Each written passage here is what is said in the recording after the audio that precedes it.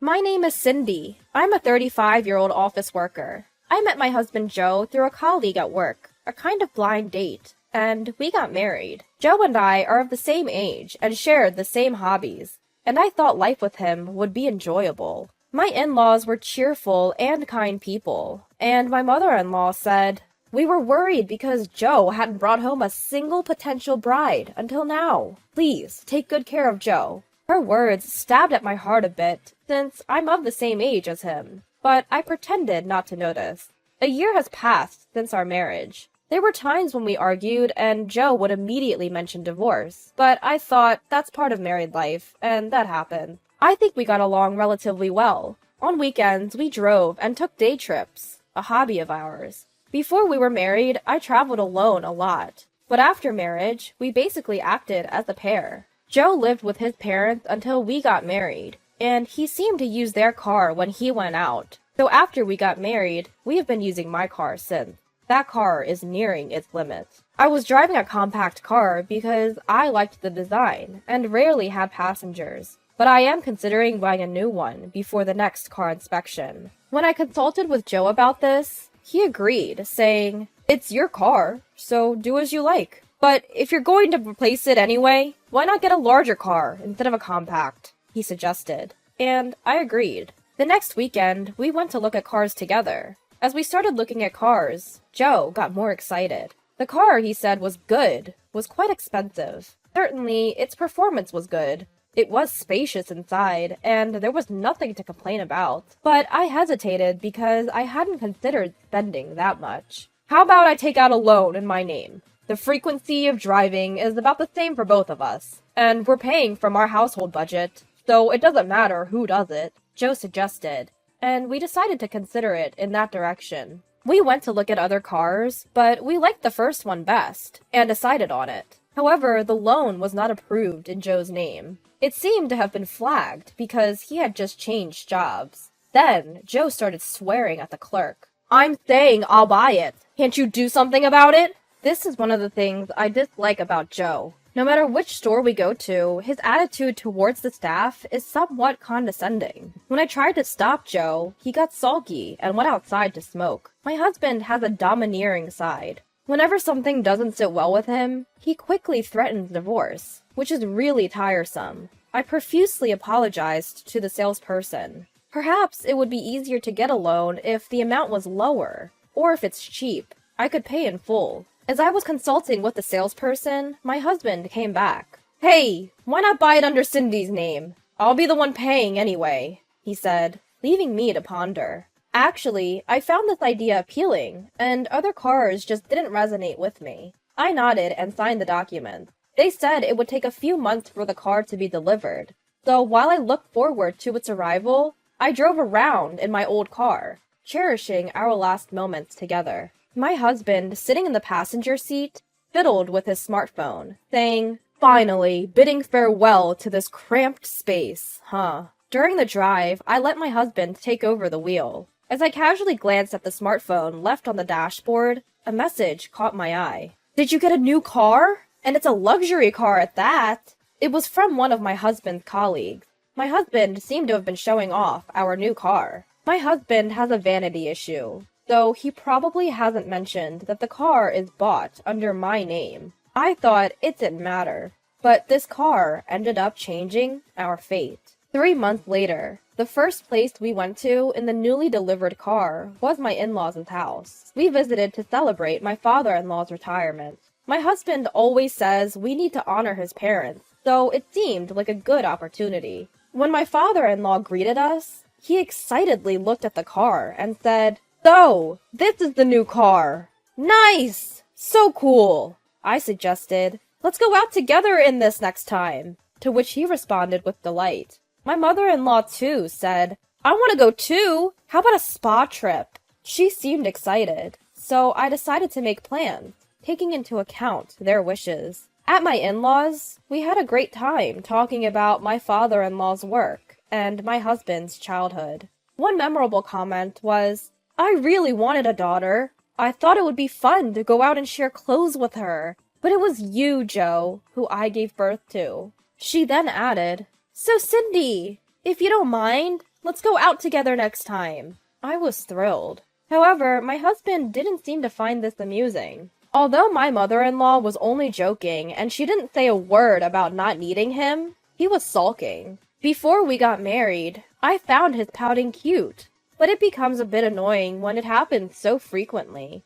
Perhaps because his parents were present, he didn't say anything. But my husband often uses the threat of divorce to get me to comply when things don't go his way. We somehow managed to get through the situation and went back home. The next day, my husband came into the living room after work and declared, "The luxury car you bought will be a gift to my dad. If you oppose, we'll get a divorce." Huh? At first, I thought it was a joke and tried to laugh it off, but it seems my husband was dead serious. Hold on. Why are you talking about this all of a sudden? Dad was looking at that car with such envy. That's why the best gift for his retirement would be to present him that car and let him drive it. That's the ultimate way to honor my parents. What? I was taken aback, but for some reason, Joe was adamant and wouldn't back down. He's always been stubborn, and there are times when he flies off the handle if I don't comply with him. Feeling bothered, I tried to reason with him, saying, "We agreed to go out with your father together, didn't we? Giving a car as a gift is..." But he wasn't having any of it. The argument continued, and Joe finally started to lose his temper. As their only son, I want to give back to Mom and Dad. I want them to feel grateful for having a son, not a daughter. It seemed that Joe was still bothered by his mother's remark from yesterday about wishing she'd had a daughter. Perhaps he was feeling competitive because his mother had said she wanted to go out with me. I was flabbergasted, but there's no way we could afford to gift a car of that value. Why don't we gift them a trip to a hot spring resort? You agreed to this yesterday, didn't you? Still unsatisfied, Joe glared at me. I married you, a woman past her prime, didn't I? You, with nothing to brag about. Do you know who's responsible for the life we're leading? Just once, listen to what I have to say. Hearing his harsh words, my feelings for Joe rapidly cooled. Past her prime, huh? I was aware of it, but it's infuriating when someone else points it out. On the contrary, I'm doing the housework, so I'm probably better off than Joe, who can't do anything. I'm also working, and our livelihood doesn't rely solely on Joe's salary. With these thoughts, the parts about Joe I dislike started popping into my mind. His attitude towards waitstaff, his quickness to sulk, his unreasonable stubbornness. I had been trying to ignore it, but now it was starting to frustrate me. As these thoughts swirled in my mind, Joe left the room and came back. Then he handed me something. Huh? What caught my eye was a divorce paper. When I looked up in surprise, he said, "Just sign the car ownership transfer document. If you don't like it, you can fill out the divorce papers and leave, okay? What's it going to be?" And what's more, the divorce papers were already filled out. "I've had it," I muttered. "All right." When I did, Joe nodded in satisfaction, tossed the divorce papers aside, and retreated to his room. The next day, Joe brought the necessary documents for the car's title transfer, saying, "We need these. Can we do a title transfer even though we've just taken out a loan?" I pondered this question as I took the documents. I decided to confirm this with the dealership where we bought the car. It turns out changing the title while a loan is still in effect is quite a hassle. On top of that, because the user is changing, my father-in-law's approval is required, meaning it couldn't be a surprise gift as Joe wanted. Moreover, my father-in-law never hinted at wanting a car. If I explained this, I thought, Joe would give up. I also discussed the option of selling the car. I wasn't sure if I wanted to continue driving it now that it felt tainted. It was a popular model, and production hadn't caught up with demand, meaning it could take a while to get a new one. Therefore, I could potentially sell it at a high price. If so, I could use the money to pay off the loan, and choose a new car that I like. When I got home from work and told Joe that changing the title is complicated because of the loan, he said, "Then we have no choice but to buy another car. Dad will definitely be delighted." Excuse me? Dad never said he wanted a car. Guess we're really getting divorced then, Joe mumbled, and returned to his room. I just couldn't take it anymore. I was willing to give it a shot if he apologized, but I couldn't continue this marriage. I decided to pack my stuff. I also decided to sell the car. The dealership offering the highest price agreed to pick it up at a later date. I felt relieved. I planned to move out while Joe was at work the following week. This would put an end to everything. With these thoughts, I finished my Friday shift and returned home to find that the car was missing from the parking lot. What? I rushed inside to check if the car keys were still hanging in the usual spot. It's not here! I turned pale and dialed Joe's number. However, no matter how many times I called, he didn't pick up. Even after I sent a message asking him to get in touch, he didn't even read it. Did Joe take the car somewhere? But that car is already... 3 hours later, I finally got a message from him. He said he was going on a trip with a colleague, and that we both needed to cool down. What? I exclaimed, involuntarily raising my voice at my phone screen. It was frustrating, but if he was going on a trip, he certainly wouldn't be coming back tonight. I decided to quickly put the plans I had made over the past few days into motion. I called a real estate agent I knew from work and signed the lease on the apartment I had asked him to reserve. I also contacted a moving company. The next morning, the movers came and moved out all my belongings, furniture, and appliances. My new place was close by,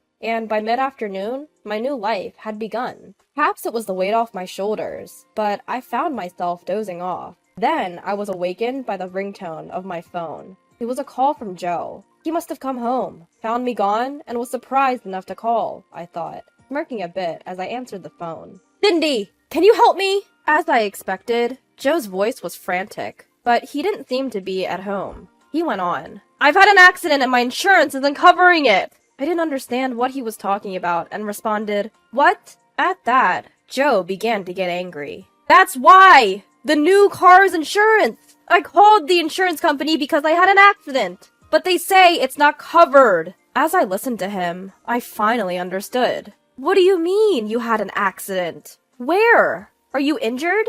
I asked, trying to show some concern. It wasn't my fault. The other party was inattentive. But more importantly, what about the insurance? I let out a sigh. I thought I made myself clear, didn't I? I told you not to touch the car for a while. And Joe, you said you understood, right? So why did you take out the car without asking? And remember, we made a promise to inform each other when using the car separately. None of that matters now. For now, Cindy, call the insurance company from my side. Hearing the word accident certainly made me nervous. But if he has the energy to shout like this, it probably wasn't serious. I calmly stated the facts. That car, it's currently reported as stolen. When I got home, the car was gone, so I reported it to the police. In fact, that car was scheduled to be picked up for purchase today. And now you're telling me there's been an accident? What am I supposed to do? I had the insurance canceled because the sale was confirmed. I canceled it when I told you not to touch the car. Hearing this, my husband, or rather, my soon-to-be ex-husband, started to panic. Whoa! Hold on a minute! Even if I was driving our car, it shouldn't be considered stolen. Then Cindy, can you first withdraw the theft report? I understand about the insurance. We can talk about the money when I get back home. But I couldn't just accept what he said. Oh, by the way, I almost forgot to tell you. You and I are strangers now. I submitted our divorce papers 3 days ago, and they were accepted. Also, I'm not living in that house anymore. What? He shouted over the phone, but I hung up anyway. Even after hanging up, his calls kept coming in, and it was so bothersome that I turned off my phone. The next day, I took a day off from work to sort out my room. When I turned my phone back on in the morning, it was filled with missed calls from my ex-husband. There was another call around 1 a.m., probably when he got home. But he's the one who flippantly filled out the divorce papers, and he's the one who threatened me with divorce. If he thought that by mentioning divorce, I would do whatever he says, he was sadly mistaken. Sure, when we first got married, I would comply when threatened with divorce. I thought it would be too embarrassing to get divorced so soon, after finally getting married at 35. That's probably why he thought I would comply this time too. But once all those frustrations piled up, I got over my hesitation. While I was cleaning up my room and thinking about these things, my phone rang again. I assumed it was my ex-husband, again. But when I checked, it was from my mother-in-law. I got a call from Joe yesterday. He was talking about an accident and something about Cindy leaving, and I couldn't make heads or tails of it. What's going on? She asked. So I explained everything to my mother-in-law. I apologize to you and father-in-law, but the divorce is final. As for the money for the car and the division of property, I'm thinking of arranging a meeting to discuss it in the near future. Upon hearing this, my mother-in-law apologized to me profusely and said, "If it's okay with you, could I attend that meeting? I'm afraid Joe might say something ridiculous." I agreed to have the post-divorce meeting at my in-laws' house. When I visited my in-laws for the first time in a while, my father-in-law was scolding my ex-husband. My mother-in-law, noticing my arrival, invited me into the living room. As expected, my ex-husband was sulking, but a bump on the head from his father forced him to reluctantly bow his head. But he said, "Because you only do what you want, my life is a mess." So I told him that I had consulted a lawyer about him constantly threatening me with divorce, which could be considered emotional abuse. Upon hearing this, my ex-husband's face turned pale. As a result of our discussions, we agreed that my ex-husband would pay for the original cost of the new car and the settlement for withdrawing the theft report. The difference would be covered by my father-in-law. On my way out, my mother-in-law said, "It's a shame that we couldn't hang out with you, Cindy." So I responded, "If it's okay with you, let's do it again," and left the place. It turned out that the ones who were with my husband during the accident were indeed the colleagues he had bragged about the car to that day. These colleagues were present at the scene, and thus learned about everything. The car was in my name, he was divorced, and that the car had been reported stolen. And so, rumors spread at his workplace, and he was being laughed at behind his back. Right around this time, there was a talk of a transfer, and he eagerly jumped on it, as he felt uncomfortable in his current position. But it was more of a demotion than a transfer, and he was sent to a rural area. He thought he would rely on convenience store food and laundromats since he couldn't do household chores. But when he arrived, there was nothing around him. It was a 30-minute drive to the nearest supermarket, and there was no laundromat to be found. Catherine, who invited me for a meal recently, said she was too scared to ask him how he's managing with his household chores. Catherine was genuinely surprised and delighted that I agreed to meet her, and now we get along as older friends. I'm satisfied now, having bought a new car within my budget, and being able to enjoy solo trips, just like I used to.